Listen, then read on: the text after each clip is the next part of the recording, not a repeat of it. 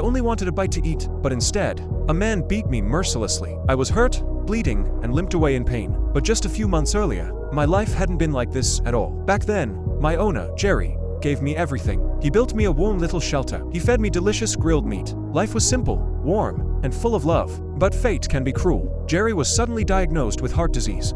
He lost his job, and even his wife left him. From that day on, I was the only one he had left. We depended on each other and wandered from place to place together. But before long, I got sick too. Jerry rushed me to the vet, but he couldn't afford the treatment. So he went to a secondhand store and sold everything he owned just to pay my medical bills.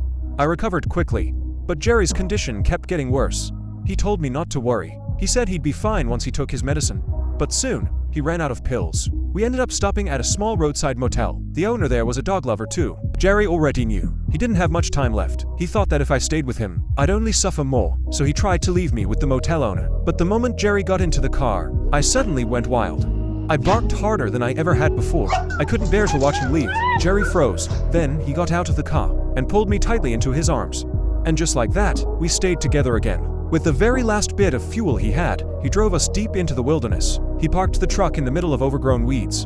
From that moment on, that old truck became our home. At first, campers still came by sometimes. Jerry and I survived by digging through trash and eating whatever leftovers people left behind. But as the seasons changed, no one came anymore.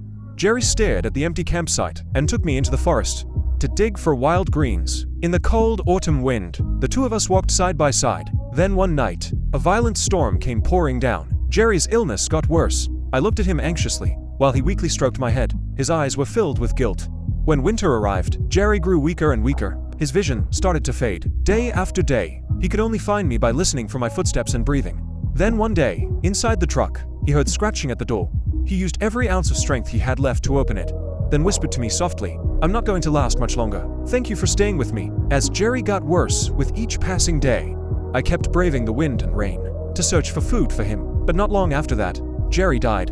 I didn't understand what death meant. I didn't know that no matter how much food I found, Jerry would never wake up again. Driven by the loyalty that lives in a dog's heart, I kept searching for food every single day. Through the harshest winds, through the heaviest snow, people would always see me out on the streets. I dug through trash and ate scraps to survive. But I always saved the best piece to bring back to Jerry. Over time, the food piled up like a mountain. Maybe somewhere deep down, I had already realized that Jerry was never going to wake up again. But I refused to accept it, because as long as I stayed by Jerry's side, I wasn't a stray. I was a dog with a home.